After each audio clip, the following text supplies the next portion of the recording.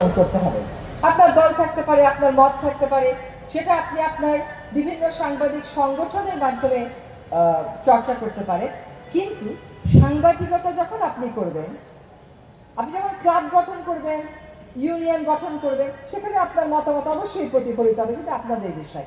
আপনি যখন সাংবাদিকতা করবেন, তখন দেশের মানুষ আপনাদের কাছে বস্তুনিষ্ঠতা চাইবে। আজকে যে এই যে নিরাপত্তা নিয়ে কথা হচ্ছে, এগুলো কিন্তু এই কারণে শুধু হয় নাই যে সরকার সবসময় দমনমূলক ছিল। এটা এই জন্য হয়েছে যে সরকারের সাথে থেকে থেকে তো বিগত সরকারের থেকে সুবিধাও নিয়েছেন। যারা সুবিধা নিতে পারেন নাই তারা দমনের মধ্যে পড়ছেন।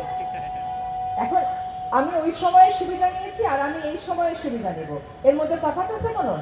আমি তো ভাই কোনো তফাৎ দেখতে পাচ্ছি না। আমি ওই সময়ও সুবিধা নিইনি, এই সময়ও সুবিধা নিব না, আমি আমার সাংবাদিকতার কাজটা করব।